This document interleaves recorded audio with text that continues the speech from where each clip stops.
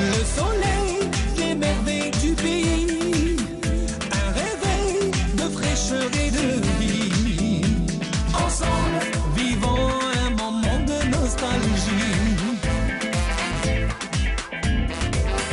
Vous savez les couleurs, le bonheur, le bonjour d'Algérie. Mesdames, Messieurs, bonjour. Je suis très ravie de vous retrouver en cette matinée du 18 juillet 2020 pour 1h30 de direct en votre compagnie. Alors, vous l'avez bien vu, là, en cette matinée, je suis déjà bien accompagnée puisque Dr Benachtou, Dr Fethi Benachtou, j'insiste, j'ai pas oublié aujourd'hui, hein. Très bien, bon élève. Bon élève, vous savez, j'ai un bon professeur. Je ne peux pas ne pas être un bon élève. Bonjour, docteur. Bonjour, Marhaba bik. Oui, Am aussi nous a rejoint. Oui, un bonjour. Bonjour. Alors oui, Am, étudiante en pharmacie, vous allez nous parler. Je vais le dire tout de suite de quoi vous allez nous parler. Voilà, alors ce matin, nous allons parler en compagnie justement du docteur Fethi Benachtou. Ah, ça vous fait plaisir, docteur? Ouais, non, parce qu'on a une tribu, les Benachtou. Une tribu, dynastie. Donc, en compagnie du docteur Benachtou, nous allons revenir encore une fois sur le coronavirus, donc la Covid-19. Vous le savez, les chiffres donc, sont en hausse. Ce sont des chiffres quand même qui font peur, des chiffres quand même alarmants. Hier seulement, nous étions à plus de 490, docteur. C'est quand même très alarmant comme chiffre. Donc, nous allons revenir un petit peu encore une fois sur la Covid, sur ces mesures barrières, sur comment vivre avec la présence de la Covid-19, d'autant plus que l'OMS, donc, a cette semaine annoncé que nous devrions apprendre à vivre avec la Covid parce qu'elle ne va pas disparaître avant très bientôt, finalement. Alors oui, AM aussi, cette fois-ci, s'est intéressé à une application, donc santé. Alors, le numérique est au service de la santé, justement. Et oui, AM va nous parler d'une application santé qui rend service un petit peu aux patients, à ceux qui se posent des questions par rapport à la santé. Nous allons nous intéresser à l'art, à la céramique, puisque nous allons recevoir un céramiste parmi nous ce matin. C'est un céramiste qui a une très grande particularité, parce que lui, il a enfin découvert le secret de la fabrication du creuset, donc il va permettre aux artisans de faire fondre les métaux précieux. Nous allons revenir avec lui sur cette découverte et puis son travail, bien entendu. Samira Hadj Amar aussi sera parmi nous ce matin. Elle nous emmènera visiter la perle de la Méditerranée, à savoir la ville de Délice. Aussi, Ismail Ka viendra nous parler de l'actualité musicale. Jalil Miraska, lui aussi, sera parmi nous dans sa rubrique sport et nutrition, encore une fois. Donc, il va revenir sur l'importance de la nutrition et du sport. Et nous allons finir en beauté et en douceur avec la petite Meissa qui nous fait honneur de sa présence ce matin. Elle va nous parler des prénoms, de la signification des prénoms, le choix des prénoms. Ce sera en sa compagnie. Voilà un petit peu pour le programme de cette matinée. Nous allons retrouver donc nos invités dans un petit moment, juste après cela.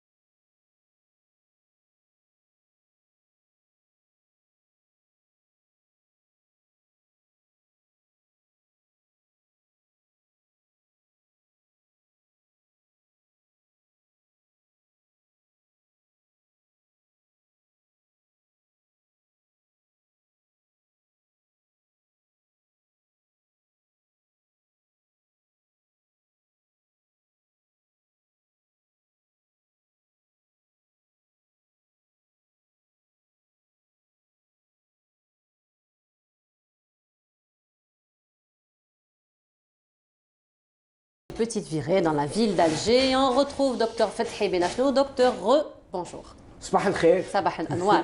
نهاركم مبروك. Oui, bonjour. Bonjour. Voilà. Alors, docteur, on va commencer par vous. Alors, je l'ai annoncé au sommaire donc, il y a quelques instants. L'OMS donc, a déclaré que nous devrions donc, apprendre à vivre avec la Covid-19 du moment qu'on n'a pas encore trouvé de vaccin, pas encore de traitement. Le virus, comme vous le dites si bien, alors, il est Comme vous le dites si bien, Ah, pour reprendre un petit peu vos paroles, oui, non, alors, c'est hésite, bon. parce qu'apparemment, il mute à chaque fois. Et donc, on a vraiment du mal à le canaliser, à trouver donc, le traitement et le vaccin pour.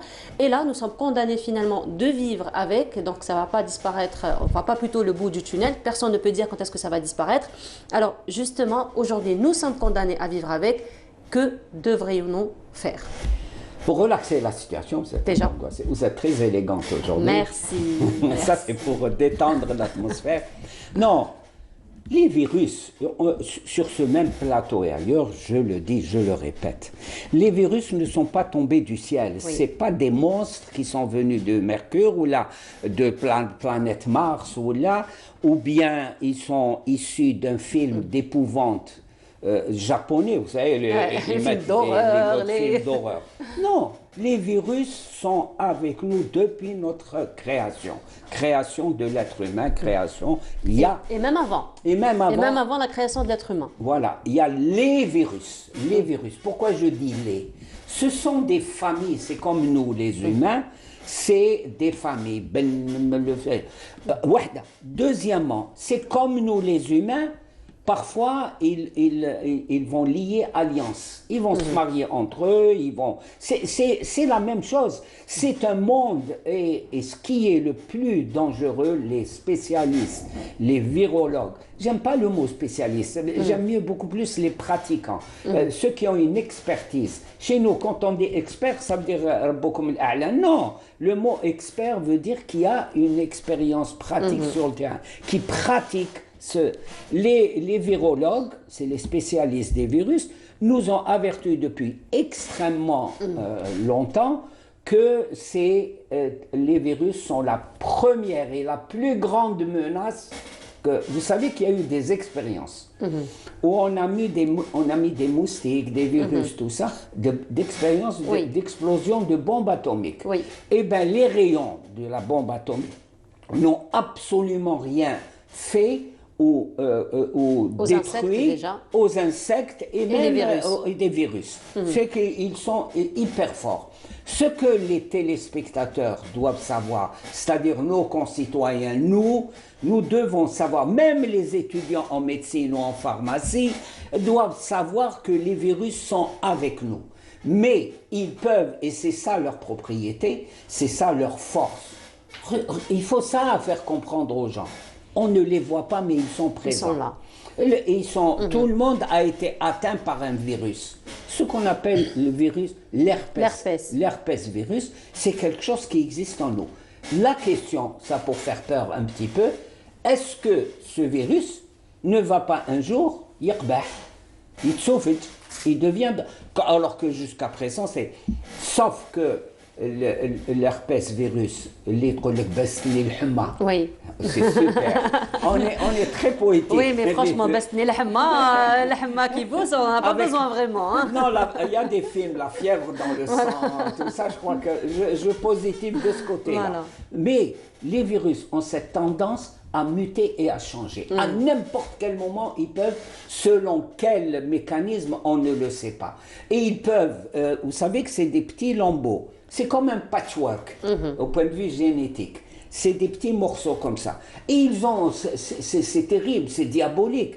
Et ils peuvent changer juste une petite couleur, une petite partie du patchwork. Et elle devient extrêmement virulente, extrêmement dangereuse. Et là, nous sommes justement en train de vivre toute une situation. En train de le vivre. Mais ce qu'il y a de bien avec ce Covid, les connaissances, c'est au jour le jour. Il y a des découvertes. Parce qu'il y a des centaines et des centaines d'équipes de recherche à travers le monde qui étudie chaque jour, chaque partie.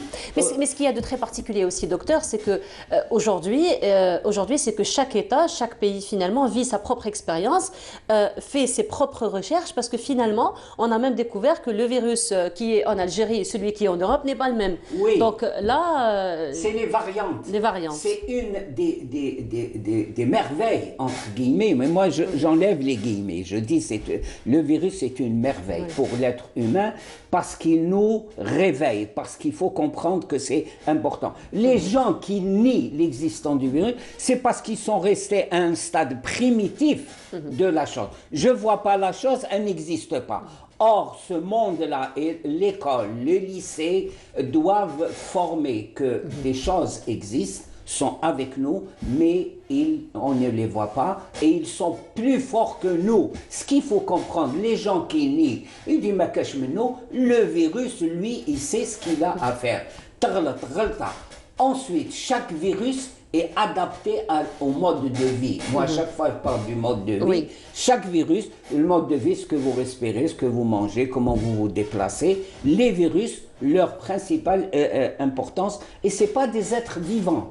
C'est pas des trucs, c'est la forme primitive de la vie. Le Oui. virus, c'est ça. Parfois, c'est un amas de protéines, mais il a cette possibilité, il a une clé de détruire complètement l'être humain. Cet être humain arrogant, cet être humain qui se croyait fort avec les machines, avec les applications, Avec les technologies, l'évolution, ouais. l'évolution, eh bien le virus, je m'excuse du terme, il s'en fout royalement. Effectivement. Et on l'a vu, hein, en l'a à peine vu. 5 mois, il a fait le tour du Donc, monde. si, voilà, ce qu'il faut savoir, le connaître, la science nous permet de le connaître et de nous adapter en fonction de ce virus. Ce n'est pas au virus de s'adapter à nous. Justement, vous êtes en train de parler d'éducation au niveau des lycées, au niveau des écoles. Oui, elle a une petite expérience, n'est-ce pas, dans votre association. Oui, on vous a déjà reçu auparavant et vous avez partagé un petit peu. Alors, justement, dans leur association, vous êtes sortis sur terrain, vous avez rencontré un petit peu les gens pour les sensibiliser par rapport au virus. Exactement, donc avec le début de la crise. Avec le sourire, s'il vous plaît. En mars, plus particulièrement le 12 mars, on a fait une Ça marche, campagne... le sourire ne la quitte pas. Merci. Donc, le 12 mars 2020, on a fait une campagne de sensibilisation sur le Covid-19. Donc, c'était avant la prise de mesures du confinement, etc. Donc, on est sorti sur Alger, au niveau de la Grande Poste, et on a installé un chapiteau, etc.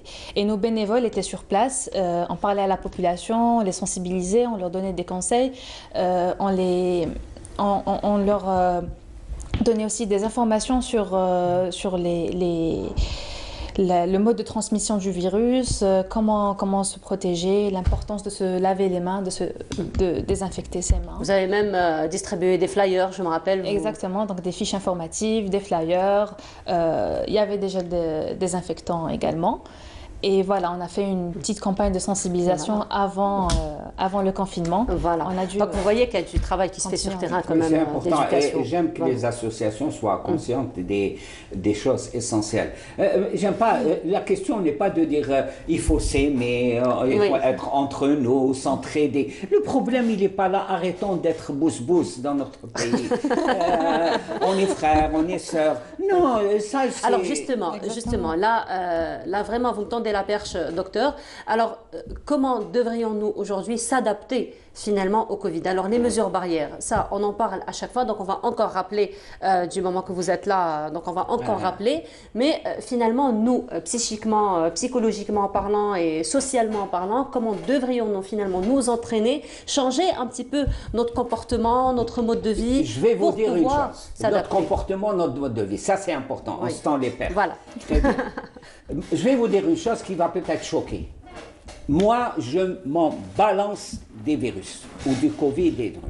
Par contre, ce qui est important et ce qui me protégera en tant qu'être humain, en tant que personne sur Terre, c'est pas, je ne me lave pas les mains parce qu'il y a le Covid. Parce que dans cette phrase et dans ce comportement, quand il n'y aura plus le Covid, on ne doit pas se laver les mains. Non, ce qui est important, c'est pour ça que je dis, je ne tiens pas compte du Covid. Ce qui est important dans mon comportement, se laver les mains. Point. C'est point à la ligne, Voilà. 5 à 6 fois par jour. Couper ses ongles. Vous voyez, c'est des trucs basiques, d'hygiène. L'hygiène est fondamentale. Alors, Karimou, lui, que vous adorez en régie, Oui. docteur, il vous accompagne donc avec une affiche qui est très expressive encore une fois et qui complète ce que vous êtes en train de dire. Elle est excellente, mais faire ça, c'est pas parce qu'il y a le Covid, c'est ce qu'il faut enlever. Ya Rabbi, ونحينا le Covid. Oui, Inch'Allah, يتنحى. Mais c'est pas. Est-ce que derrière tout ça, inconsciemment, pour qu'on revienne à notre anarchie? On revient, d'ailleurs qu'on n'a pas quitté, mais on se lave plus les mains, on se met le doigt dans le nez, yani, on ne se lave pas, au lieu d'être propre, hygiénique, on se contente d'utiliser les déodorants et toutes ces choses-là. Non, et ça c'est important, il faut se laver les mains, il faut que ça devienne une habitude, notre mode de vie. Wahda. Deuxièmement, il faut se laver, je le dis, toujours avec un savon de Marseille, savon de Tarf. On n'achète pas un savon parce qu'ils sont... Est-ce qu'ils sont bons, ils sont le jasmin, ils sont la pomme. C'est pas ça, c'est se laver avec... Hadi wahda. Deuxièmement, l'être humain, et même dans l'islam, Rasoul sallallahu alayhi wa sallam, il a parlé de la laine des gens. La laine, c'est-à-dire, elle est porteuse de maladies. Et il ne faut pas être trop collés les uns aux autres, il faut avoir une certaine distance. C'est normal que les gens avec lesquels on vit, on s'embrasse. Alors là, le truc à la mode, il dit on est tactile. Alors justement, tactile, une situation quand même qui reste alarmante. Et dans ce sens, nous avons un reportage qui a été réalisé donc par Adel Bouhamis. Il s'agit donc, lui, il revient sur la situation donc, de la Covid-19 et comment elle est prise en charge au niveau de l'hôpital de Bouira. Je vous laisse de regarder ce reportage et on se retrouve juste après.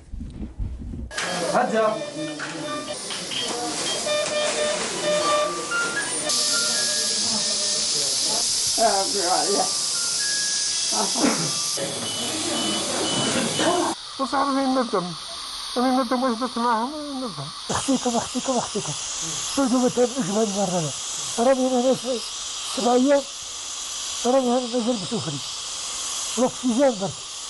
Des témoignages poignants émanant de personnes qui ne croyaient pas en l'existence du coronavirus. Aujourd'hui, ces malades contaminés par la Covid-19 ne doivent leur survie qu'à des appareils auxquels ils doivent rester branchés 24 heures sur 24 et à l'attention et au travail acharné d'un staff médical à pied d'œuvre depuis le début de la pandémie. Faites attention à vous, ce virus existe bel et bien. Moi aussi, je n'y ai pas cru, mais maintenant que je suis atteinte, tout a changé. Faites attention à vous et à vos enfants. Ce que nous endurons n'est pas facile.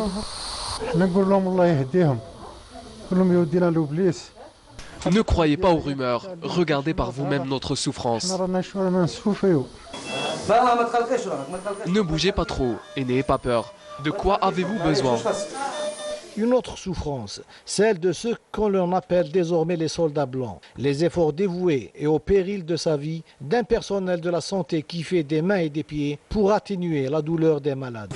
Nous sommes terrassés. Il y en a parmi nous qui ne sont pas rentrés chez eux depuis plus d'1 mois. Les gens peuvent nous aider en restant chez eux. Cela fait 4 mois que nous sommes affectés au service Covid-19. Devant l'affluence continue des cas contaminés, les staffs médicaux ne sont plus en mesure de s'acquitter de leurs tâches de la meilleure des façons. Ils sont fatigués. Il s'agit d'une bataille au quotidien face à l'inconscience de certains. Ce n'est pas notre bataille à nous seuls. La population doit nous aider. Un appel qui reflète la détresse du corps médical dans toutes ses composantes, devant l'inconscience d'une grande partie de la population face à une crise sans précédent qui ne cesse chaque jour de faire des victimes innocentes. Eh oui, donc chaque jour des victimes innocentes, chaque jour donc des contaminations, un nombre de contaminés donc qui reste quand même, comme je le dis à chaque fois, alarmant. Et là, par téléphone, nous avons une grande amie donc de la télévision algérienne, Madame Ziyar. Madame Ziyar, bonjour. Bonjour Nour Houda. مرحبا بك Madame Ziyar. الله يسلمك بك وهلا, merci beaucoup. الله يسلمك. Alors Madame Ziyar. Bonjour aussi à Dr Benachenou qu'on suit très particulièrement avec Saha. Bonjour, et madame. à votre invité aussi. Allah يسلمك Madame Ziyar. Alors Madame Ziyar, vous êtes la présidente de l'association Darna. Alors c'est ce que je disais à nos invités pendant que le reportage passait. Je disais donc Madame Ziyar, c'est elle qui nous honore de sa présence dans toutes les fêtes religieuses donc que nous faisons à la télévision algérienne, donc avec vos repas aussi délicieux que magnifiques à présenter. Alors Madame Ziyar, nous avons été très touchés de savoir que vous avez donc vous-même été touchée par la Covid-19. Donc nous vous souhaitons un prompt rétablissement. Nous vous souhaitons un prompt rétablissement. Inch'Allah, ce sera juste un mauvais souvenir. Alors, Madame Ziyar, parlez-nous juste un petit peu de votre expérience et surtout comment vous vivez cette situation. Et surtout, Madame Ziyar, quels sont les conseils que vous pourriez donner à ceux qui nous regardent et surtout ceux qui sont encore dans le déni, qui refusent donc de croire à l'existence de ce virus qui n'arrête pas donc de faire des victimes chaque jour. Malheureusement pour nous, nous sommes encore un peuple indiscipliné.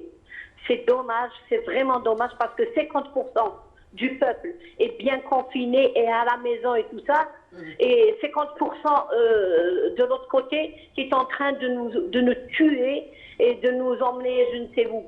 Parce que bon, ils s'en foutent éperdument, ils ne mettent pas de bavettes, ils sont là dans les rues, surtout nous à Poléa. Nous avons une rue, 200 tar'in ou 200 hafel. Je ne sais pas pourquoi il y a 200 magasins qui ont réouvert. Et malheureusement pour nous, dès qu'ils ont réouvert les magasins, tout le monde a subi ce qu'il ne faut pas. Et le marché, madame, le marché, c'est encore pire, c'est encore pire, docteur Benachenou, c'est encore pire. Le président d'APC que je salue et aussi le chef de Daïra, ils n'ont rien pu faire parce qu'ils ont été menacés, ils ont été, je ne sais pas, maltraités. Alors maintenant, ils sont en train de vivre, même le président d'APC lui-même, il a subi le coronavirus et il est resté confiné, il est parti à l'hôpital, lui et sa femme. Donc moi, je suis entre quatre murs. Et pourtant, j'ai vadrouillé pendant 2 mois à aider les gens pour les couffins de Ramadan et les bavettes. Je suis rentrée au milieu du corona et rien ne m'est arrivé. Mais il a fallu que quelqu'un est venu. Et elle ne voulait pas dire qu'elle était contaminée. Voilà, c'est le déni encore une fois. Avec moi, c'est une cousine. Je suis vraiment... c'est vraiment regrettable parce que... moi, quand j'ai le coronavirus, je suis là et moi, je ne sors pas. Madame Ziyar. Je suis confinée. Je suis confinée. Et moi, et mes deux garçons qui sont des hommes avec leurs enfants. Heureusement que la maison est grande. On est tous à la maison. Sauf que moi, je suis dans une 4 mètres carrés. Et je suis là, je ne sors même pas. On me donne... Bon, mon fils, il a une tenue. Il s'est mobilisé à la route. Il a une tenue, il a un casque, il a des bavettes et tout ça. Il rentre avec des gants pour me donner à manger. Madame Ziyar, voilà. Madame Ziyar, nous vous souhaitons un prompt rétablissement. Inch'Allah, merci beaucoup pour votre témoignage. Moi, je voudrais dire une chose. Allez-y, très rapidement, Madame Ziyar, s'il vous plaît. Qui sont en train de sortir dans la rue pour ne rien faire. Restez chez vous, Allah yarhamkum. Arhamouna, yarham badakum, arhamouna. Arhamouna, parce que ce n'est pas facile. C'est une phase qu'on passe. On tombe dans un état comateux avec beaucoup de douleur, beaucoup de fièvre. Restez chez vous, vous n'avez rien à faire. Merci beaucoup, Madame Ziyar. De Fouca, 4 kilomètres pour acheter un pain, c'est pas la joie. Merci beaucoup, Madame Ziyar. Yatik Saha, merci beaucoup pour votre cri d'alarme. Yatik Saha, et on vous souhaite un prompt rétablissement. Inch'Allah, un très vite retour parmi nous. Inch'Allah, Madame Ziyar. Merci beaucoup. Donc, un cri d'alarme, hein, docteur Benachenou. Très rapidement, comme ça, on va donner la parole à AWM. Le problème, c'est pas... C'est très profond, hein. C'est très profond, quand même. Mais c'est ça ce qu'il faut dire. Mais parce que ce virus ne peut être transporté uniquement que par au jour d'aujourd'hui, parce qu'on peut découvrir quelque chose. Mais au jour d'aujourd'hui, c'est un être humain qui contamine un être humain.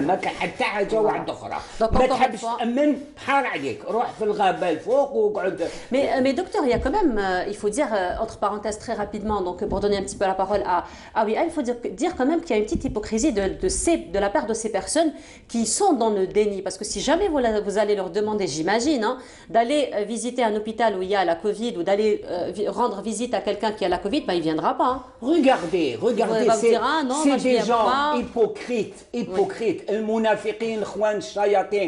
يقول لك ما كاش منها. Mais quand lui est atteint, et c'est arrivé, lui est atteint ou un de ses proches, il va directement à l'hôpital, il veut passer en premier, il va agresser les médecins, il va agresser, il va détruire ce qu'il y a à l'hôpital. Ils sont pas clairs, ils sont pas francs. ما كاش منها مسحكي يروح للسبيطار هذاك الوقت يبدا يكسر ويعيط وغاويوه وداويوه. ما كاش منها ما كاش منها. Je l'inviterai pas à aller dans ce paysage paradisiaque parce qu'il va le contaminer. Alors basta Covid et restez chez vous, s'il vous plaît. Alors tout de suite, donc je vous propose ce reportage toujours dans ce. Alors je disais donc. On va donner la parole à Wim, c'est ça. Voilà. Alors, j'ai dû dépasser une étape. Pourtant, je vous ai dit. Hein. Voilà. Alors, encore une fois, basta et les gestes barrières. Encore une fois, c'est la seule arme que nous avons. Alors, encore une fois, vous avez parlé quand même du corps médical qui souffre en cette situation. Alors, il y a aussi le numérique, Wim, qui est à la santé, qui est au service de la santé. Et justement, plusieurs start-upers se sont intéressés donc au monde du numérique. Ils ont carrément créé des applications au service des citoyens, au service de tous ceux donc, qui veulent avoir plus ample information dans le domaine de la santé. En effet, donc je suis là aujourd'hui pour vous parler d'une application qui est Rendez-vous Toubib et qui est une plateforme de prise de rendez-vous et de gestion de rendez-vous en ligne qui a été créée en 2016. Donc elle trouve toute sa pertinence et toute son utilité en cette période de lutte contre le Covid-19. Bien sûr, son objectif principal est de faciliter le quotidien des patients, mais aussi celui des professionnels de la santé. Donc, pour les patients, il s'agit de trouver en quelques clics un médecin qu'on cherche selon la spécialité, selon la commune dans laquelle on vit, ou bien tout simplement directement le nom du médecin, si bien sûr ce dernier est connecté à la plateforme. Ensuite, il s'agit de trouver un rendez-vous, donc selon les créneaux horaires disponibles et prendre son rendez-vous, pouvoir régler un rappel pour être rappelé la veille afin de minimiser les absentéismes. Ensuite, pour les professionnels de la santé, il s'agit de gérer les rendez-vous, les espacer et minimiser surtout les regroupements dans les salles d'attente. Il est important de savoir que l'une des principales chose à adopter durant cette lutte, c'est la distanciation sociale. Il faut éviter les regroupements. Donc, ça permet aux professionnels de la santé d'exercer leur métier et leur mission en toute sécurité et aux patients de continuer à se soigner en évitant d'être contaminés. Et bien sûr, on peut éviter tous les appels que peut recevoir un secrétariat, le secrétariat d'un cabinet, comme je l'ai dit, espacer les rendez-vous et minimiser les regroupements dans les salles d'attente. Alors juste pour finir avec l'application Wim, alors il faut dire que c'est une application quand même qui a eu beaucoup d'impact puisque c'est une application qui a été primée à plusieurs reprises, n'est-ce pas? En effet, elle a été primée en 2016 comme meilleure start-up lors d'un congrès. Et elle a été nommée parmi les 500 entrepreneurs algériens. C'est Madame Samia Khedim qui a pris cette initiative que je salue particulièrement car on trouve toute son utilité dans cette crise.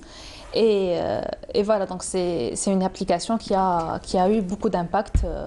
Qui a eu beaucoup d'impact dans l'e-santé en Algérie. Effectivement. Merci beaucoup, Wim. Merci à vous. Merci donc pour le partage de cette application. Docteur, merci beaucoup encore une fois. J'aimerais... Très rapidement, docteur, s'il vous plaît. Très rapidement. J'ai beaucoup apprécié en tant que téléspectateur l'émission d'hier. Moi, on avait parlé de Frantz Fanon, qui est un grand monsieur. C'était en compagnie de Odette Gessouma, effectivement. Voilà, que je salue, c'est un ami. Et il faut citer, il faut lire, je vous recommande de lire, c'est très important, un livre de Frantz Fanon, Les damnés de la Terre.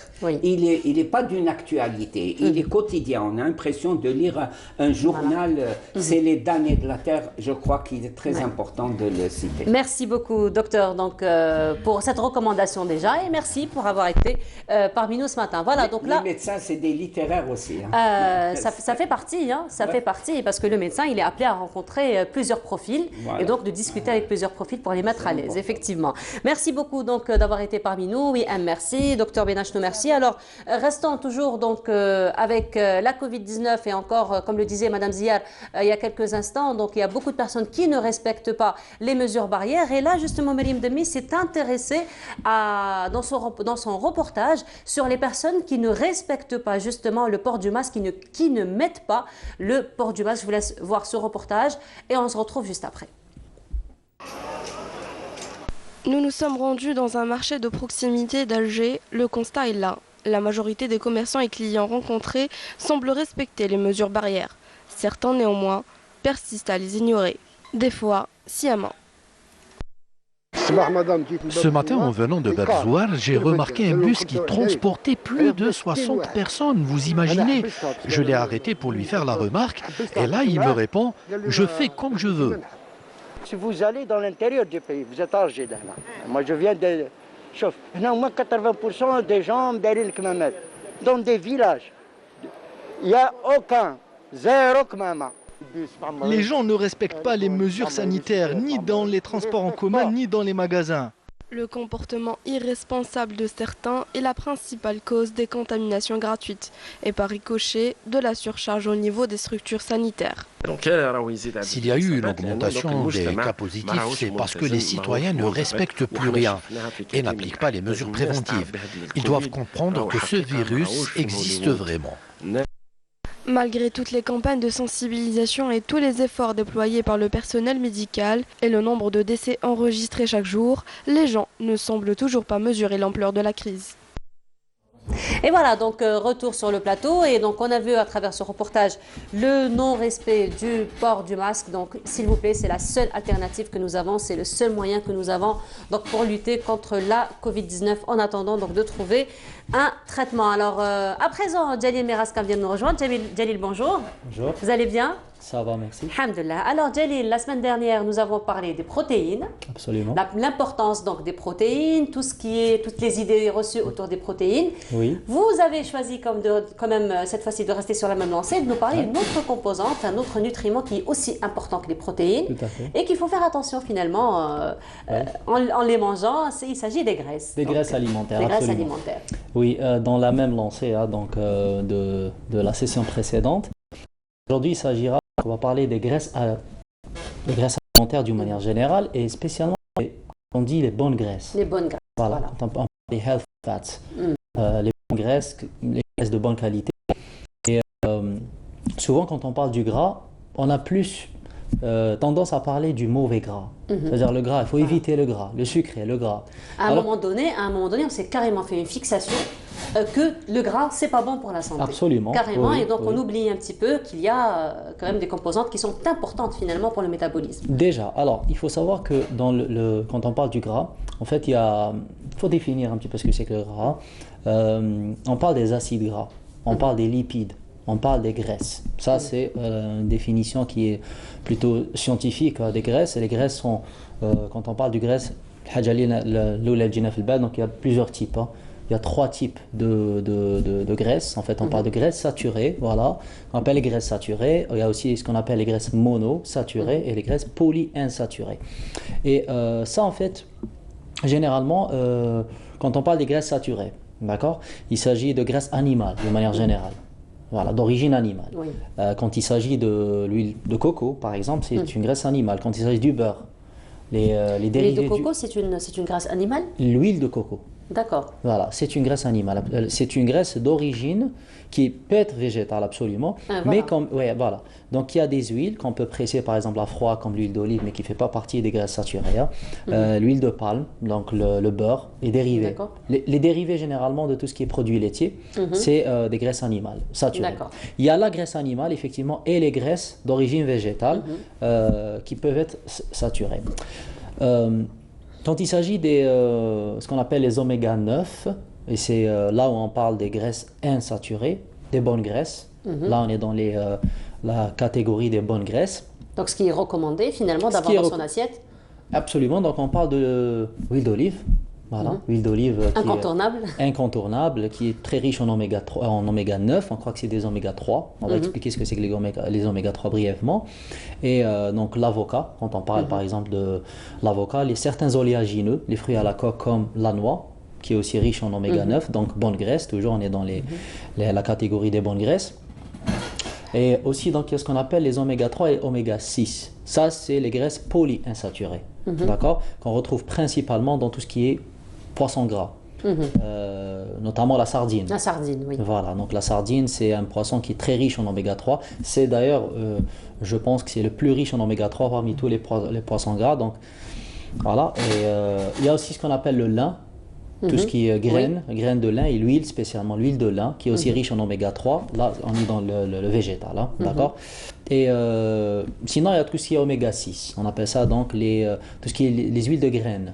Tournesol, canola, donc voilà, tout ce qui est huile de graines, on est dans plutôt les oméga 6. Ce que nous sommes en train de voir là. Oui, donc oléagineux, on retrouve la viande plutôt marine, donc le poisson, spécialement la sardine, oui. Et c'est l'incontournable aussi, voilà. Oui. Donc la diète méditerranéenne est finalement riche en bonnes graisses. Sinon, c'est quoi en réalité les bonnes graisses? Quand on parle des graisses qui ne sont pas, on dit processed, qui ne sont pas industrialisées, c'est-à-dire tout ce qui est alimentation qui n'est pas transformée, on est plutôt dans des bonnes graisses. Voilà, quand il s'agit ça veut dire, là vous avez évoqué la sardine par exemple, donc si on doit favoriser la sardine, par exemple en conserve ou la sardine fraîche, toute la différence est là finalement. Parce que celle qui est en conserve, finalement, elle est transformée, elle est industrialisée. Tout à fait, oui. C'est-à-dire en fait, après, il y a une petite nuance. Hein, quand il s'agit de la sardine qui est conservée, si c'est de la sardine conservée et c'est naturel, c'est-à-dire c'est la sardine conservée à l'eau et du sel, par exemple. Donc, elle peut garder éventuellement certaines de ses vertus. Voilà, ses vertus, notamment des oméga 3, par exemple, des graisses, des bonnes graisses et des protéines. D'accord. Donc, elle garde. Et aussi, donc, le calcium dans l'arête. Vous savez, quand l'arête, quand elle est calcifiée, on peut la manger. Oui. Voilà, elle peut nous apporter du calcium d'origine animale. Pour les gens qui ne mangent pas beaucoup. Il faut juste bien la broyer. Broyer ou très bien mastiquer, parce que généralement, c'est déjà calcifié. Donc, d'accord. Ça va trop relativement, absolument. Voilà, c'est ça. Mais il faut supporter finalement, hein, parce que moi j'ai essayé de le faire une fois, mais je n'avais pas vraiment supporté. Il fallait la broyer, la préparer autrement, dolma, comme on dit.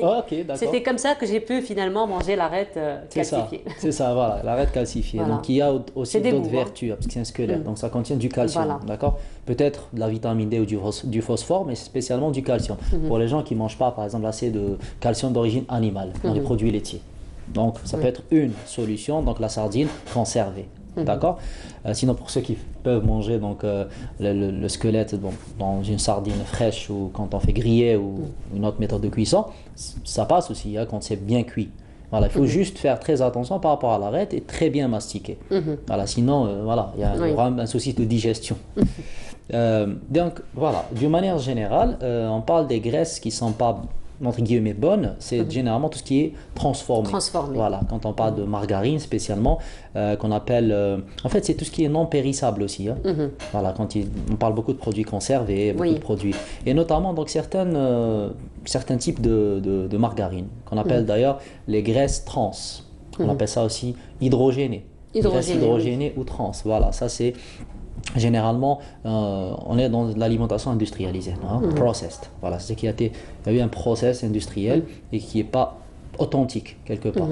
C'est pas un aliment qui est vrai, entre guillemets, effectivement, simplement, voilà. Transformé. Et aussi donc quand on cuit beaucoup avec l'huile, spécialement les margarines, certaines huiles comme on appelle ça le tournesol, hein. Donc beaucoup de cuisson avec tournesol, ce qui est le cas dans notre culture. Voilà, on cuit beaucoup avec les huiles oméga 6 et aussi on appelle ça aussi le soybean, c'est le soja, l'huile de soja aussi qui peut être aussi, et le maïs, l'huile de maïs aussi. Hado kamel, c'est plutôt à éviter.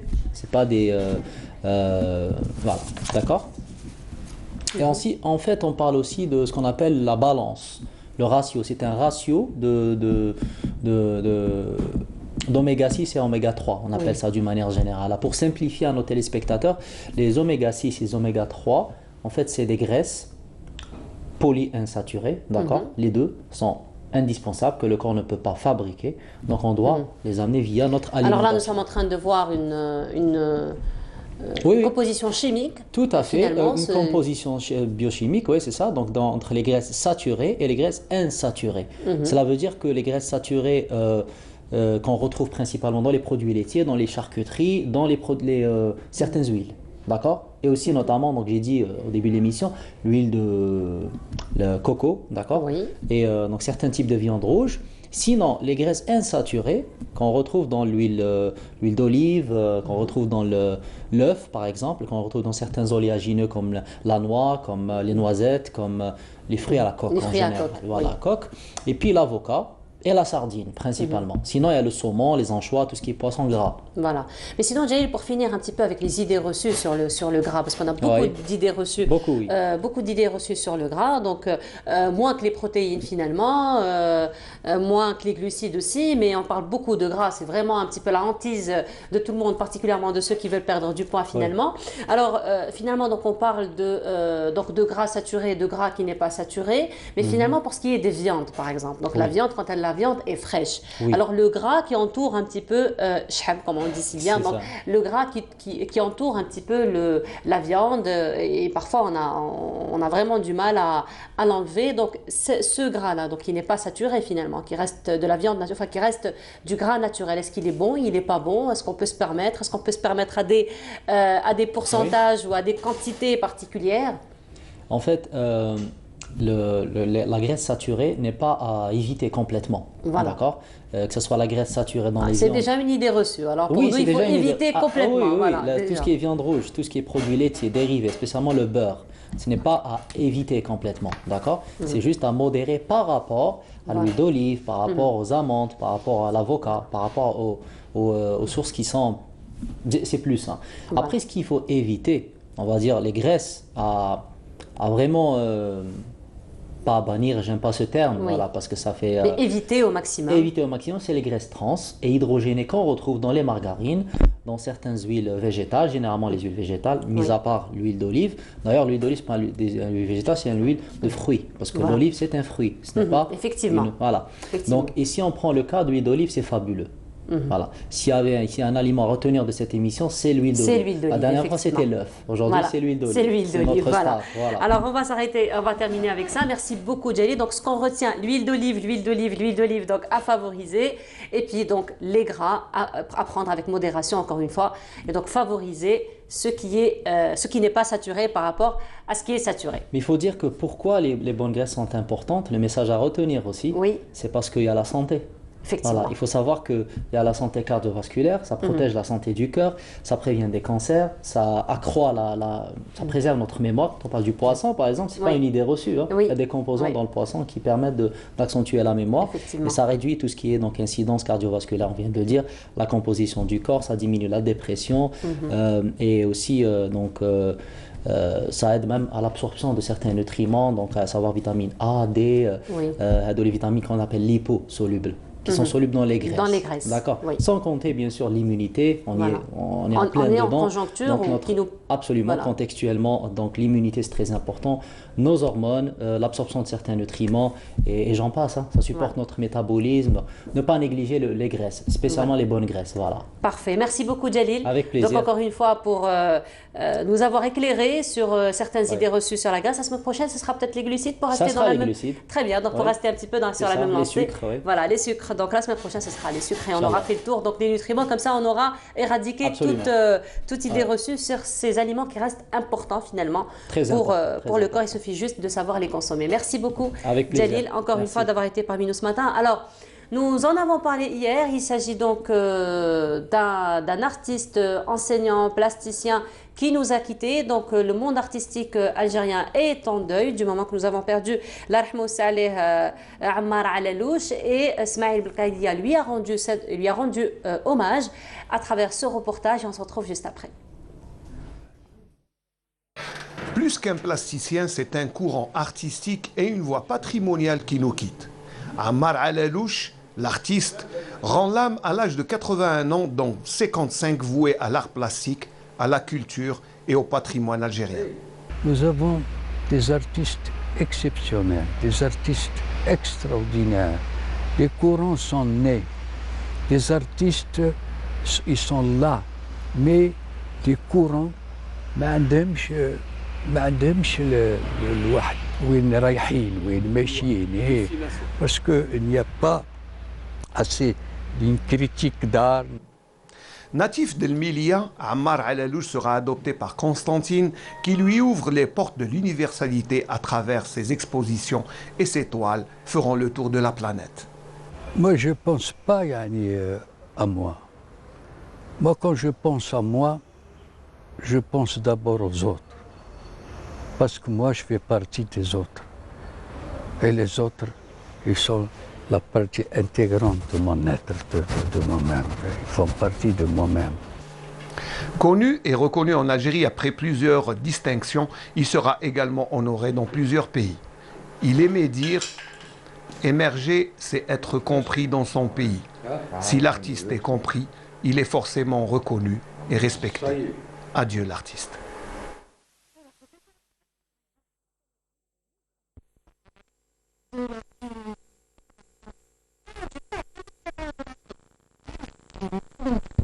Mais bon, on parle de la télé. On parle de la caisse. Oui, oui,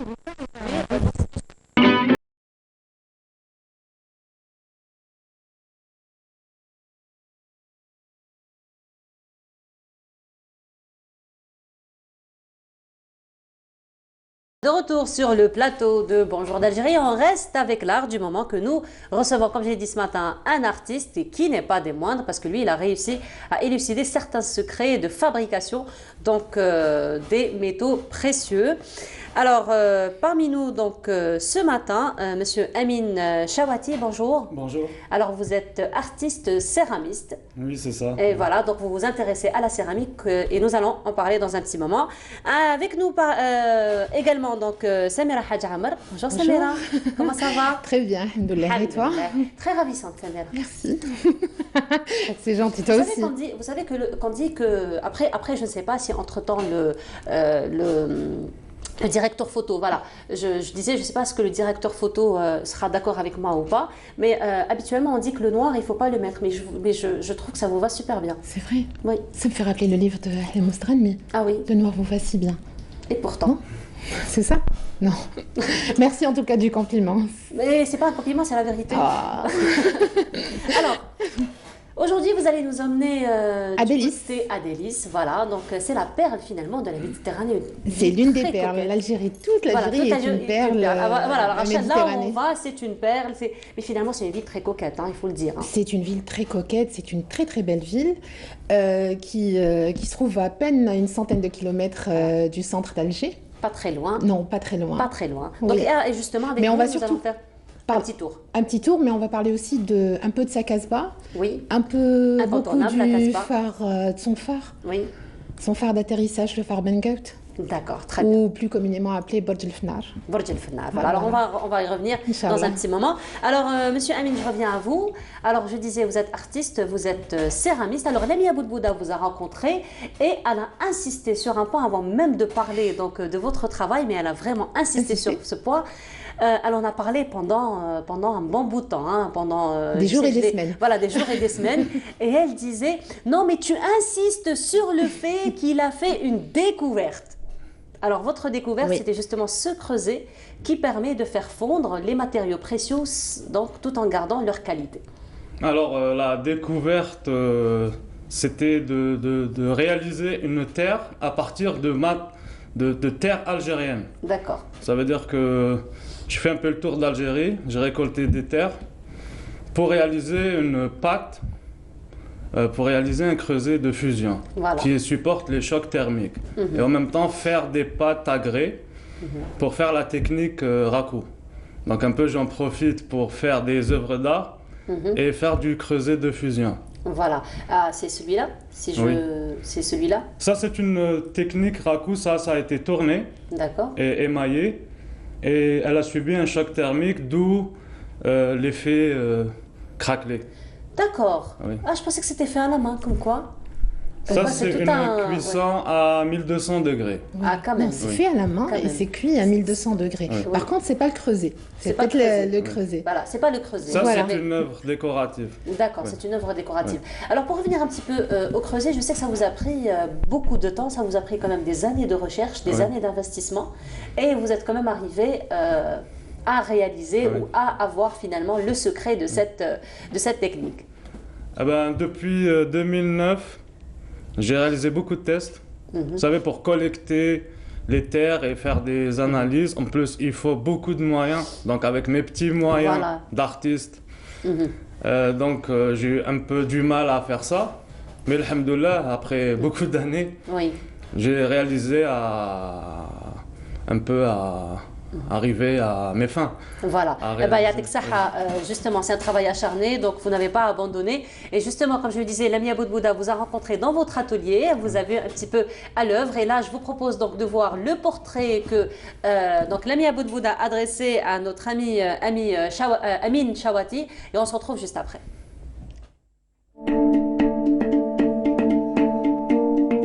On se désinfecte les mains avant d'entrer dans le studio poterie d'Amin Chawati. Après une formation de 5 ans dans les arts de la céramique, Amin ira même perfectionner son art en Chine. Mais d'abord, tout jeune, il a baigné dans une ambiance artistique. J'ai fait l'école des beaux-arts, option céramique, et en même temps j'ai baigné dans une famille d'artistes, puisque mon papa, ma maman et toute ma famille sont dans les arts. Et particulièrement mon grand-père qui pratiquait la céramique en hobby. Donc ce n'était pas vraiment son métier, mais quand j'étais jeune, chaque week-end j'allais chez lui et je le voyais avec ses calques, sa faïence, ses oxydes et tout. Quand on est enfant, j'étais très jeune, et donc je le voyais très passionné par ce qu'il faisait et tout. Ça reste beaucoup, oui. J'ai des images en tête de mon grand-père en train de faire ses carreaux.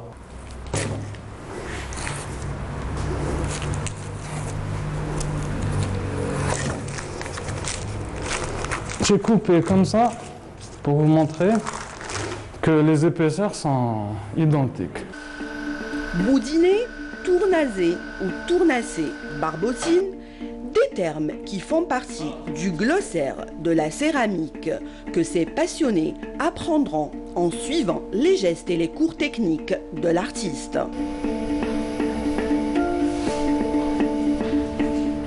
Vraiment, c'est passionnant et j'ai même ramené ma fille et que j'encourage à en faire pour en faire un métier.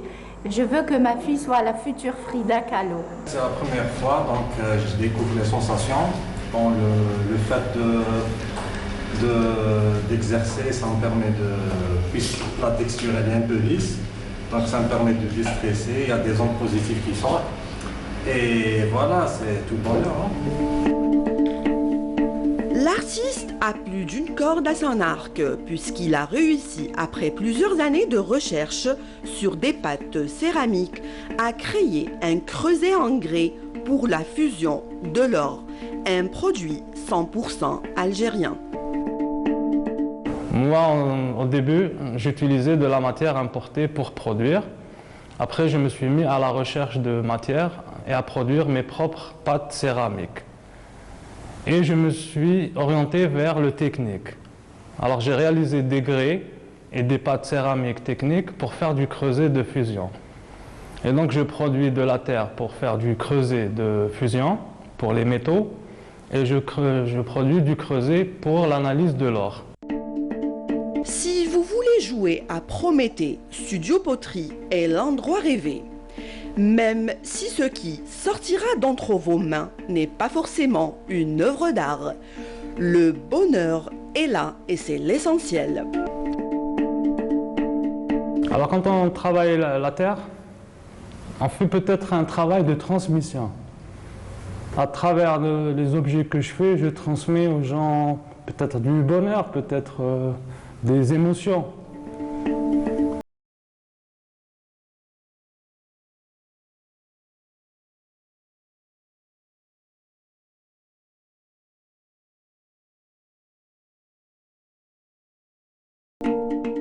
Je comprends un petit peu pourquoi Lamia Boudbouda finalement était très contente de cette rencontre, enchantée finalement de cette rencontre.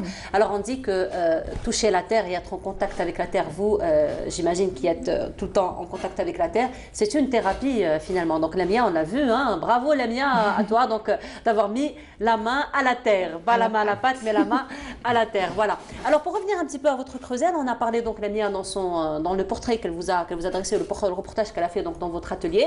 Donc finalement, vous avez,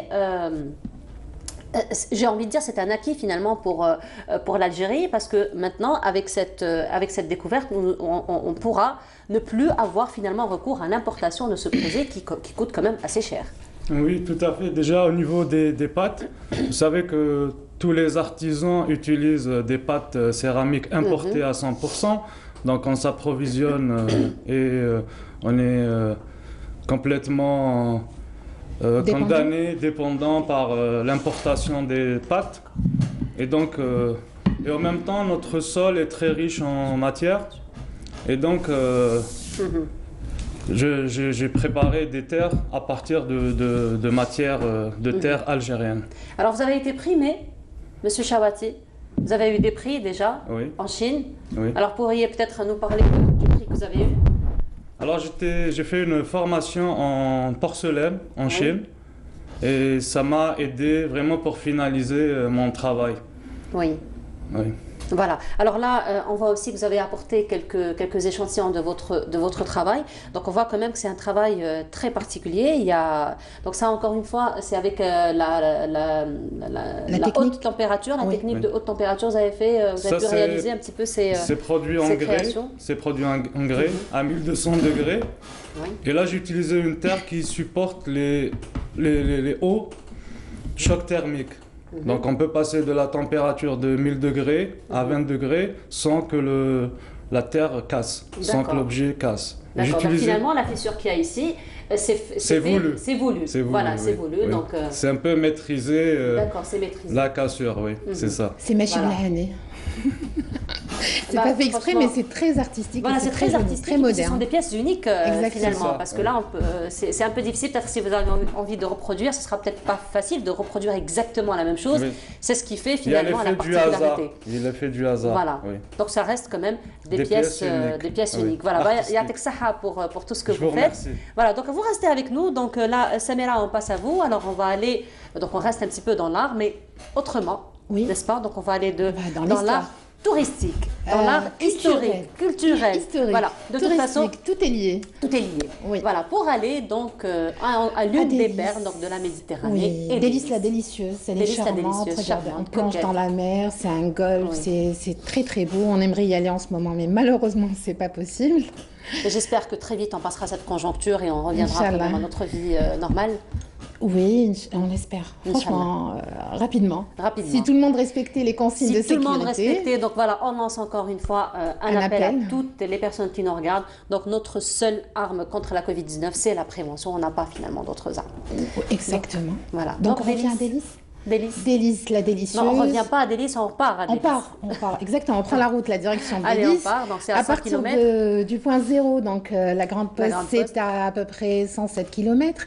Elle est située à une cinquantaine de kilomètres de Boumerdès, 45 km de Tizi Ouzou. C'est très joli. Elle a une superbe casbah. On dit qu'elle est plus ancienne que celle d'Alger. Oui.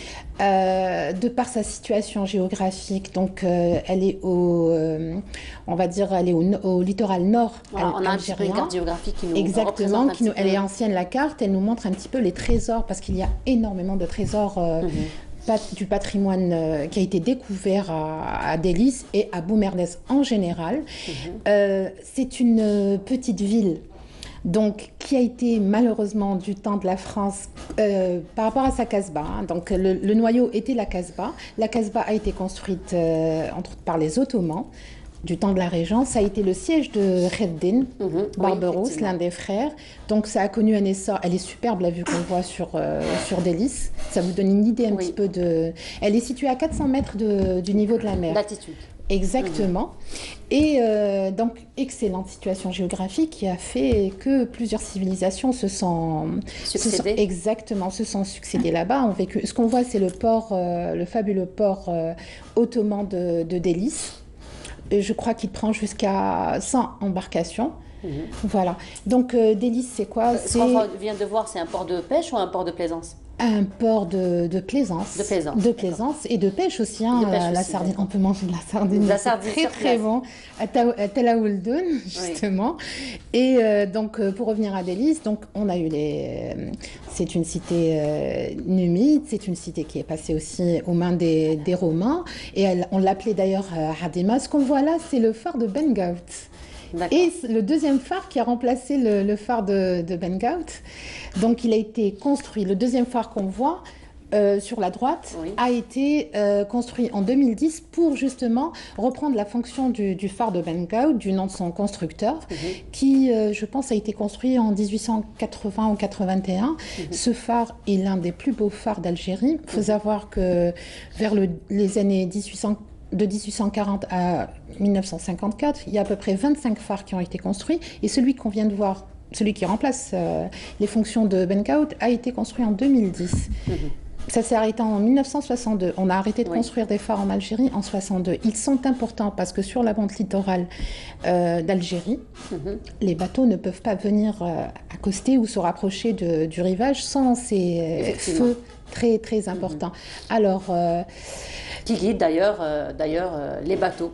Qui guide les bateaux, tous les bateaux. Alors, Samira, justement, nous avons un extrait du documentaire de Hicham Daou. Oui, Destination Algérie. Destination Algérie, donc qui lui a fait un petit peu le tour d'Algérie. Hein, et donc là, l'une des destinations, c'était Délice. Ça vous dit, on regarde un petit extrait? Oui, lui va nous parler de la Casbah. Très bien, donc allez, on regarde un extrait donc, du documentaire de Hicham Daou, Destination Algérie, Délice, et on se retrouve juste après.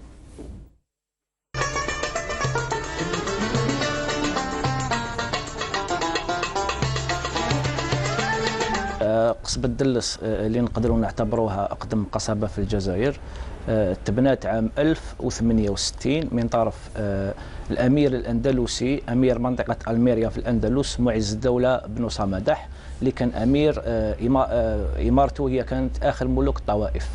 لما لحقوا المرابطين اللي عنده للأندلس هو هرب ولا فر إلى مدينة بجاية. وهذاك الوقت في الفترة الحمادية العاصمة تاعها بجاية دلس أو تدلس كانت تابعة لها. الحاكم تاع بجاية المنصور بن ناصر عطالو مدينة دلس أو تدلس وين جا هذا معز دولة بن صمدح بالحاشية تاعو عام 1868 ميلادي وبنى النواة الأولى لقصبة دلس. Voilà, donc c'était une très belle virée, toute petite. Bon, c'était juste un extrait, le documentaire est beaucoup plus long. Alors, Amine, merci beaucoup d'avoir été parmi nous ce matin. Alors, vous donnez cours, parce qu'il faut rappeler quand même que dans votre atelier, vous ne faites pas que de la fabrication, mais vous faites aussi des formations. Et là, justement, à 10h, vous avez une formation, donc on vous libère. Merci beaucoup d'avoir été parmi nous ce matin. Je vous remercie. Voilà, merci. Donc, on vous libère. Alors, vous allez faire un peu de bruit, mais bon, c'est pas grave. Alors, on va continuer avec Samira. Donc, Samira, là, on a vu un petit peu un extrait. Donc, et on s'était arrêté avec vous sur le phare, finalement. Exactement. Mais juste pour reprendre, ce qu'on a vu dans le documentaire de Hicham, c'est que c'est l'historique de la Casbah de Délice, qui a été tranchée, hein, il faut le dire. Il y a une partie haute et une partie basse. Elle est tranchée par la route nationale numéro 24. Elle est toujours en fonction. Ça s'est fait du temps de la colonisation donc française. Peut-être rappeler aussi que c'est la plus ancienne. On dit qu'elle est plus ancienne que la Casbah d'Alger. Que c'est... Faute de parcours. Merci beaucoup, Amine. Allez-y. Donc, vous disiez donc, que la Casbah de Délice est plus ancienne donc, que la Casbah d'Alger. Et qui est toujours en vie, hein, donc elle est toujours en effervescence. Elle est toujours en effervescence. Elle doit bénéficier un plan de restauration a été lancé, je crois, par l'État, donc le ministère de la Culture en 2007. C'est toujours en cours. Il y a à peu près 200 bâtisses. Et malheureusement, comme pour le phare de Ben Gaout, comme pour la région de Boumerdès, et même plus, parce que c'est arrivé à Alger, en 2003, il y a eu le séisme. Oui, effectivement. En mai, en mai 2003. En mai 2003, il y a Le eu un 21 mai séisme qui a malheureusement ébranlé la région particulièrement, parce que je crois que l'épicentre était à Atnia, donc Atnia, voilà, pas très loin. Mais c'est arrivé jusqu'à Alger. Et donc, que ce soit la Casbah et même les petites choses autour ont été touchées. Le phare de Bengat aussi a été touché. Il a été touché aussi lors d'un attentat donc, terroriste en 1994. Déjà, ses murs avaient fissuré, de grandes fissures. Sa base a été touchée. Donc, le ministère de la Culture, l'État, a décidé de le restaurer. La restauration a duré 6 ans. Il s'est remis en marche. Les gens étaient très contents. Il faut savoir que ce phare a une portée de 95 km. Ah, quand même. On peut le voir très bien d'Alger. On peut voir les signaux, je veux dire. Oui, les signaux, de par bien sûr. son point culminant. Il culmine à Délice. On peut le voir à d'Alger. On peut le voir aussi à Asfoun. Asfoun qui est loin de, je crois, de 65 km ou un peu plus. De Délice, donc de Bengout. Et donc, il s'est remis en marche, en 1994 jusqu'en 2000, il s'est remis en marche, et malheureusement, le séisme en 2003 a fait en sorte qu'il ne puisse plus fonctionner, puisque ces murs ont subi de grosses fractures, de grosses fissures. Donc, qu'est-ce qui s'est passé? Ils ont construit un autre phare, un peu plus long de 7 mètres. Donc, ils en ont besoin, ça aide les navires, même si aujourd'hui ils sont assistés par satellite, jamais un phare ne pourrait être remplacé par un satellite. On en a besoin, les marins ont besoin de voir cette lumière qui, de loin, leur rappelle que le rivage n'est pas très loin, qu'ils peuvent poser pied. On rappelle aussi qu'il a été classé au patrimoine national en Algérie, donc en 2015 aussi. Voilà, donc... il est à l'ouest, il a la Casbah. Il est situé donc à l'ouest par la Casbah et à l'est par la citadelle, la vieille citadelle de Délice. Voilà, donc ça reste quand même un patrimoine architectural, un patrimoine historique à conserver. Oui, donc pour de l'instant, la ville de Délice. c'est à l'arrêt, mais on souhaiterait que la restauration se fasse. Et qu'il retrouve... Normalement, il devra être transformé en musée maritime. Ce qui est prévu, en tout cas, dans le plan de restauration, c'est qu'une fois qu'il sera restauré pour la 2e ou 3e fois, il sera classé au patrimoine historique. Je voudrais aussi rappeler une petite histoire de Délice. C'est Sainte-Martienne. Je ne sais pas si tu la connais. Non, Sainte-Martienne, c'est une jeune pieuse berbère qui a été, la pauvre, torturée, fouettée, tout ça parce qu'elle a osé casser... C'est un peu ça exactement, c'est elle qu'on voit. Elle a été livrée, la pauvre, par le magistrat impérial dans un premier temps aux gladiateurs. Ils ont refusé de la toucher. Ensuite, plus en colère, ils décident de la mettre à la reine et ils la livrent au lion. Et le lion, il s'approche et il se dit non, je la touche pas, c'est une sainte. Ensuite, ils appellent le taureau sauvage et malheureusement, lui, il la blesse et elle finit par mourir. Donc, elle est célébrée tous les mois de janvier de chaque année. Donc, c'est Sainte Martienne et elle reste aussi une histoire de Délice parce qu'elle y est née. À l'époque où Délice faisait partie de l'empire de Césarée. Voilà, donc l'empire s'étendait, de Chichel, il s'étendait jusqu'à... Délice aussi faisait partie du royaume de Béjaïa. En fait, elle a subi et connu aussi, parce qu'il faut dire qu'ils ont vécu aussi en fraternité toutes les civilisations qu'a connues l'Algérie. Délice n'est pas en reste. Elle a vécu tout ça. Voilà. Effectivement, donc à l'instar de toutes les villes d'Algérie. Merci beaucoup, Samira. Merci pour ce beau voyage culturel, touristique, historique aussi. Voilà. Merci encore une fois pour ce beau partage. Alors, une jolie adresse donc au niveau à visiter donc au niveau de la Casbah donc de Délice, pourquoi pas aller donc et le phare à Sidi El Café et puis le phare Barj El Fnar, exactement.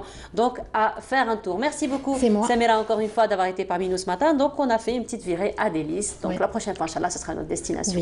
Voilà, merci beaucoup Samira. Alors là, on va aller à je ne sais pas comment qualifier cela. J'ai pas envie de dire le fléau. J'ai pas envie non plus. C'est très. Alors le fléau pas dans le sens fléau, mais dans le sens. Alors c'est les jeux vidéo. Vous allez comprendre ce que j'ai envie de dire. Alors quand on est maman, quand on est papa, on comprend de suite ce que c'est que les jeux vidéo. Bien que finalement c'est l'échappatoire des enfants ou c'est finalement. Et même des adultes. Ouais. C'est problématique. Effectivement. Donc, les jeux vidéo, c'est Adel Bouhames qui s'y intéresse. Je vous laisse découvrir donc ce reportage et on se retrouve juste après. Concentrés, les yeux rivés sur leur petit écran, pour certains jeunes, les jeux vidéo font partie intégrante de leur quotidien. Une activité qui meuble leur vie et qui a grignoté plus de place depuis le début du confinement. Mon volume horaire hebdomadaire doit se situer aux alentours de 20-30 heures. Parce que comme je ne travaillais plus, comme sur tous les 15 premiers jours du confinement, c'était l'inconnu par rapport à tout le monde, comme on ne travaillait plus. Donc oui, là, le volume horaire a complètement explosé. Il y avait des gens qui regardaient des séries, il y avait des gens qui faisaient du sport, il y a des gens comme moi qui jouaient plus.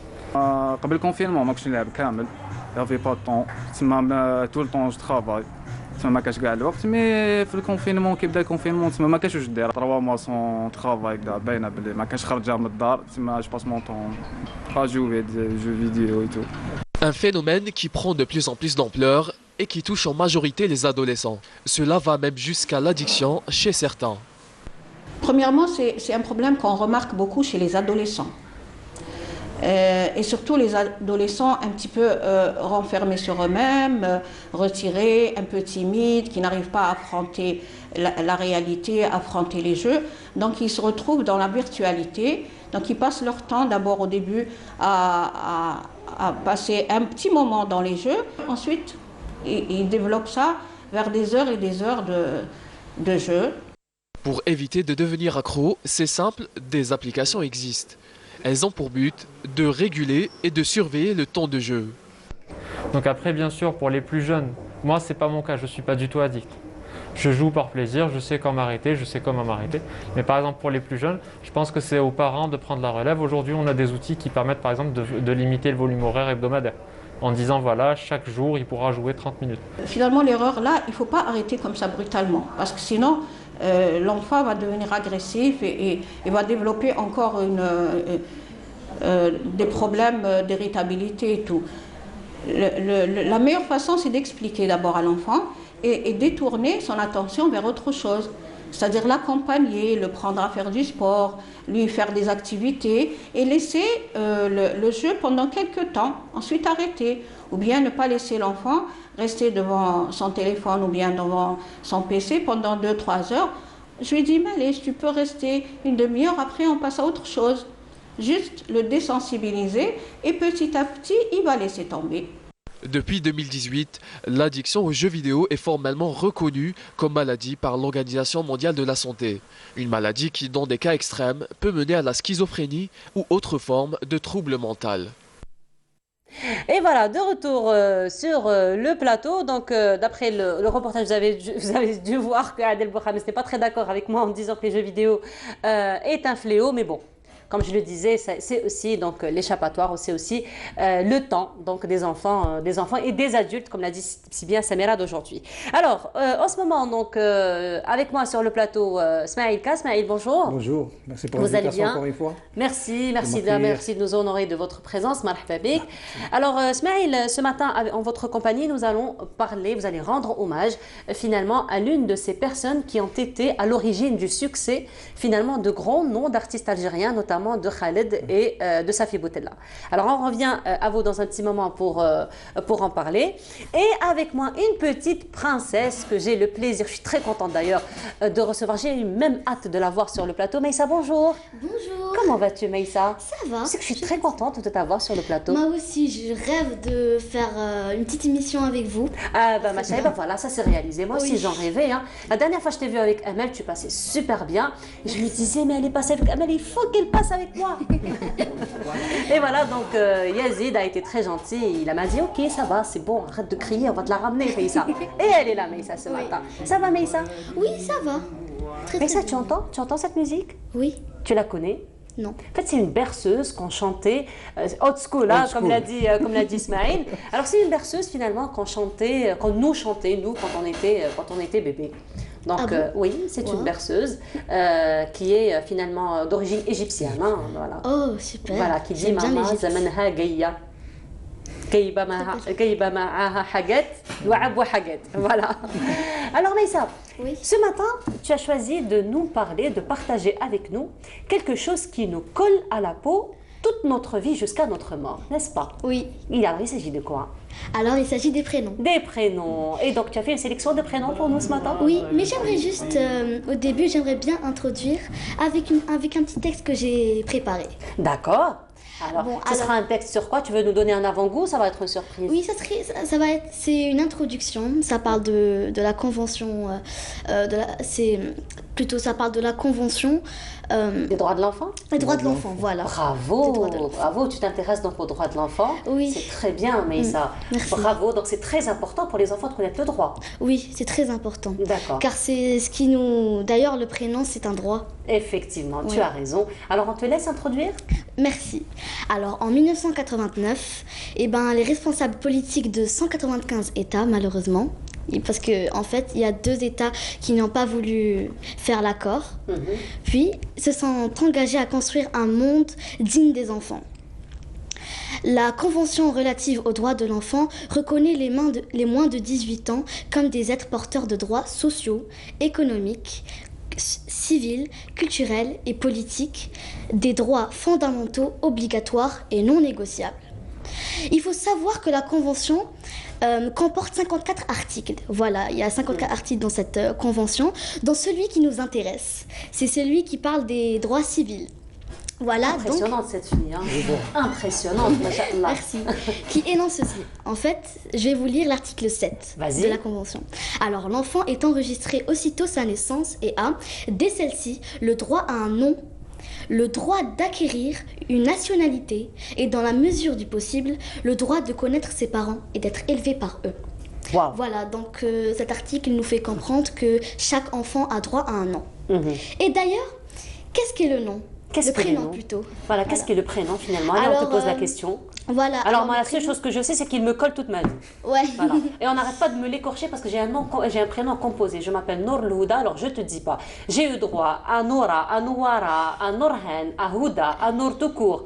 Tout, et mon prénom, j'attends toujours qu'il vienne. Mais ton prénom a une signification d'ailleurs. C'est vrai? Oui. Et c'est la lumière qui guide. Waouh! C'est une très belle signification. Merci, ça remonte le moral, ça. Hein.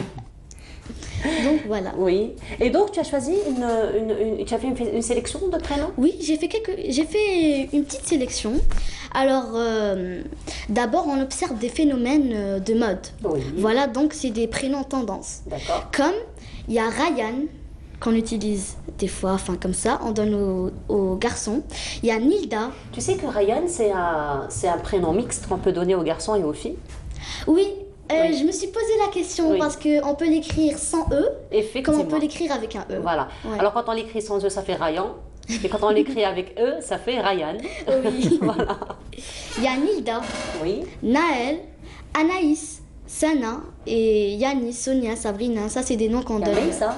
Oui, Maïssa. Oui, qui signifie l'étoile scintillante. Waouh. Oui. Et tu l'es, hein? Merci. Et tu portes bien ton nom, hein? Ismaïla Moussamma, comme on le dit en arabe. Merci beaucoup. Et puis, il y a les prénoms courants en Algérie, comme il y a Salima, Nassira, Rachida, Karima qui vient de Al-Karam. D'accord. Voilà. Puis il y a la générosité. Oui, la générosité, voilà. Et puis il y a Nadia, Bahia qui vient du Baha, et puis etc. Voilà. Alors tu as vu regarde, il y a c'est notre réalisateur Clément qui lui adore les prénoms. Il a adoré ce que tu as fait comme proposition. Il voudrait faire d'autres propositions de d'autres prénoms. Là, alors on peut lire Nahila, Nour, Lina, Rim, Lamia, Nisrin, Maha, Alissar, Nawel, enfin Nourhan, Sahar, enfin la liste est longue, hein, la liste est longue. Maya, etc. Voilà, ça finit pas. Oui. Donc voilà, et puis il y a les prénoms historiques. Ça vient de l'histoire et tout. Comme par exemple Massinissa, qui devint Massi. Puis il y a Yuba. Tout ça, c'est des rois. Des rois numides, oui. Oui, voilà. Et oui, voilà, des rois des numides. Puis il y a aussi des reines berbères, comme Killa, voilà, et Tihinan, etc. Et puis il y a des prénoms liés à l'islam aussi, comme Mohammed, comme notre prophète sallallahu alayhi wa sallam. Sa fille, par exemple, qui s'appelle Fatima Zahra. Puis il y a Khadija et il y a Hassan al-Hussein, et etc. Voilà. Donc ce sont des prénoms finalement qui viennent de la religion. Oui, c'est ça. Et tu savais qu'il y avait des noms aussi, parce que les Arabes auparavant, donc les tribus arabes qui étaient très connues par leur un petit peu instinct guerrier, etc. Oui. Et donc ils donnaient des prénoms d'animaux, quand même, d'animaux, comment dire, voilà, qui expriment le courage. Par exemple, Leit. Leit, c'est le lion. Voilà, le Qahqah qui est le rapace. Amayes qui est aussi le lion. Amayes, c'est les félins, je crois. Ouais. Voilà. Merci beaucoup, c'est magnifique hein, ce petit tour, donc ces petites propositions de prénoms. Est-ce que je pourrais te demander un petit quelque chose? Pas de problème. J'adore ton instrument. Tu pourras me faire un petit quelque chose? Oui, mais juste avant, j'aimerais juste présenter la catégorie de la nature et des fleurs. Oui, vas-y, voilà, bien les sûr. prénoms, Bien sûr. nature et Je pensais fleurs. que tu avais fini, excuse-moi. Non, c'est pas grave. Car ma chanson, elle rapporte un peu ça, la nature, D'accord. bassatine et tout. Tu avais même préparé ça. Mais bravo, Oui, j'ai mais préparé ça. Très bien, allez, vas-y. Alors, comme les prénoms de fleurs, comme Jamila, Warda, Djigdjiga, Nesrine, Yasmine, Hilal, Shams, etc. Lila. Oui, Lila, voilà. Lila, oui. Il y a c'est une aussi fleur. Anis. Yasmine, Oui, Jasmin. c'est ça. Oui. Voilà, il y a plusieurs noms, prénoms plutôt, qui abordent le thème de la nature et Voilà, des qui fleurs. sont inspirés de la nature. Très bien, Maïssa, merci beaucoup. Et donc, tu as dit que tu avais préparé quelque chose. Oui. Petite mélodie, petite Petite chanson, oui, Allez, voilà, vas-y. avec mon instrument. Alors je vais vous chanter un Laqlab Raml Maya, Qomtara. Voilà, Wow. Qomtara.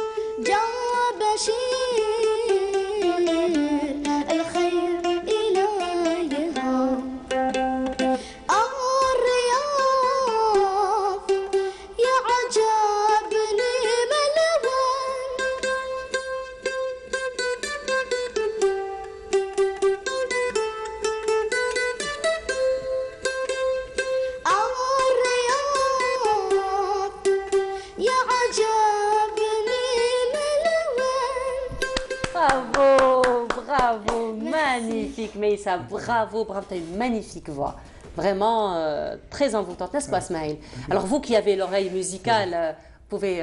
Moi, je trouve que cette fille, c'est une petite fille. Alors, nous avons Jawdet faire. Souma qui vient de temps en temps nous préparer des livres, nous présenter des livres. Alors, quand il y a quelque chose qui sort un petit peu de l'ordinaire avec un travail très magnifique comme ça qu'il trouve, il nous dit que c'est. Voilà, je vous présente un ovni littéraire. Alors là, nous avons un ovni musical. Voilà.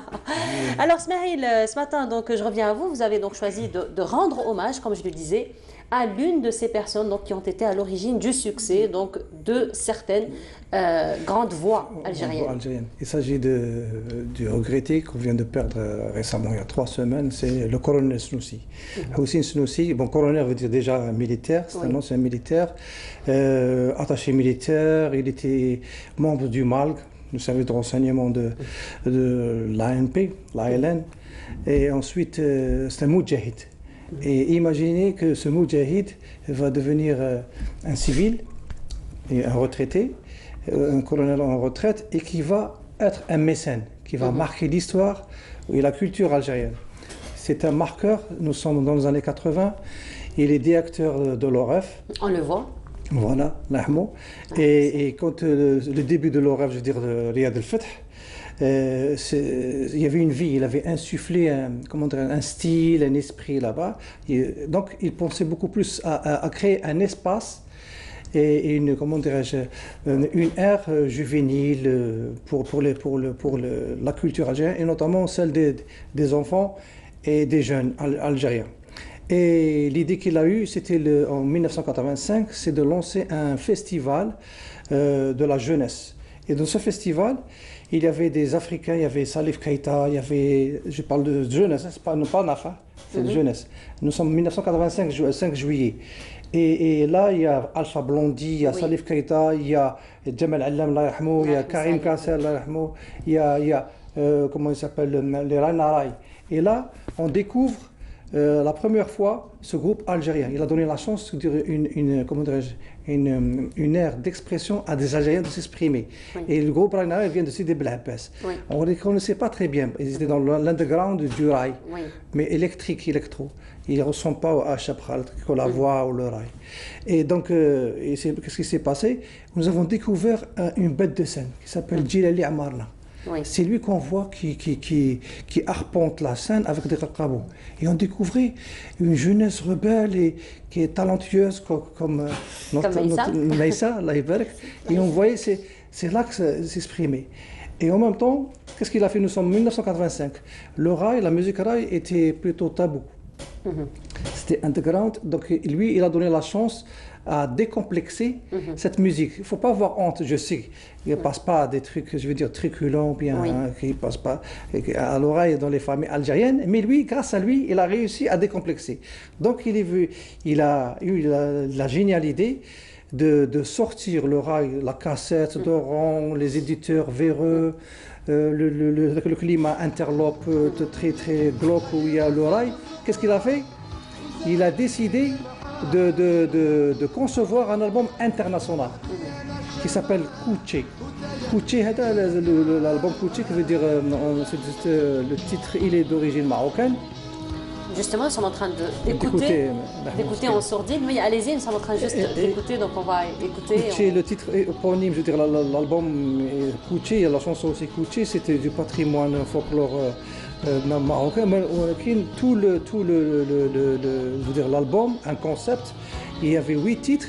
Ce sont d'anciens titres, mais revisités. Et pour les revisiter, il fallait des grosses pointures. Comme il a fait ce colonel aussi. Là, nous étions en train d'écouter Djilali Amarna. Voilà. Un grand monsieur, je veux dire, lui aussi, il a marqué la musique algérienne et il a découvert. Il est mort prématurément, malheureusement, mais donc, qu'est-ce qu'il a fait, le colonel Snoussi? Il a fait appel à un jeune qui s'appelle Cheb Khaled. Khaled, il a 26 ans. Il est connu.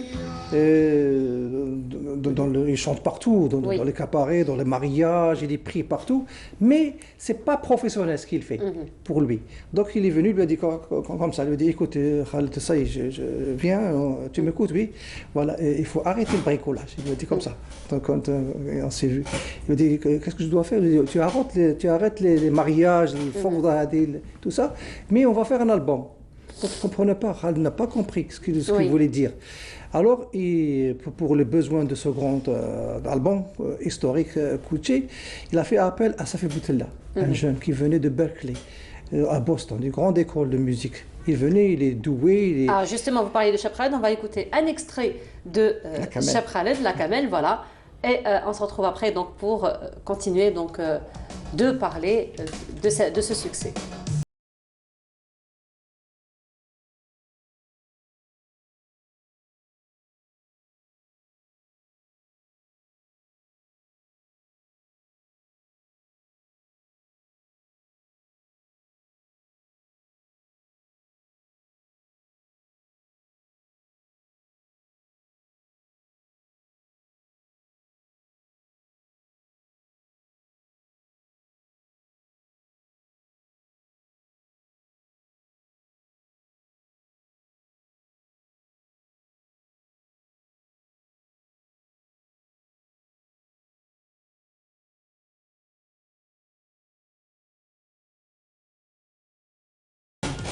Voilà, ça a été un extrait donc, de Cheb Khaled, La Kamel.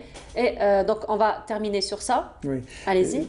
Donc, il a fait appel à je veux dire, le producteur, parce que quand il y a la cassette qui est sortie, il y a eu, je veux dire, l'intitulé, c'est Safi Boutella et Cheb Khaled. C'est pas Safral produit par là, non, ce sont les deux, c'est important. Et le produit, il est algérien. Il a été enregistré à Londres, à Paris et en Algérie. Et il a été présenté pour la première fois, je veux dire, comment il a présenté, c'était à Riyad el-Fath. Donc, c'est-à-dire, ça devient dans l'acte de l'art un beau concept. Et pour revenir à Safi Boutella, c'est un jazzman. Et il était plutôt groove et tout ça, et il avait des choses à dire et à découvrir en Algérie. Et pour la petite anecdote... Très rapidement, parce que là nous sommes arrivés à la fin de l'émission. Oui, allez-y, très rapidement. Allez-y. Non, vous nous racontez la petite anecdote très rapidement, parce que nous arrivons à la fin de l'émission. Allez-y. L'anecdote, c'est que ce son qu'a trouvé Safi Boutella, il ne connaissait pas l'oreille. D'accord. Et un autre producteur qui s'appelle Martin Messonnier, un grand producteur français, ne connaissait pas. Donc celui qui les a tirés vers cette musique, ou bien pour s'arrimer à ce son, ils sont partis à Oran et ils sont imprégnés de l'univers de ce rail. Et après il y a eu un rendu. Et cela, pour revenir un peu sur le mot de la fin, La Camel, c'est une chanson de Rémiti. D'accord. Voilà. Merci beaucoup Ismaël. Meissa, je vais t'inviter très rapidement de descendre de ta chaise, s'il te plaît. Viens ici, à ma place. Très rapidement. Allez, viens. Tu vas monter ici. Tu vas regarder la caméra là où il y a le voyant rouge. Et tu vas donner le mot de fin. Tu sais ce que tu diras? Tu diras que nous sommes arrivés à la fin de l'émission et qu'on va se retrouver très bientôt. Allez, vas-y. Alors, c'est l'animatrice aujourd'hui. Alors, merci à tous de nous avoir suivis aujourd'hui. On se retrouve la prochaine fois. Au revoir.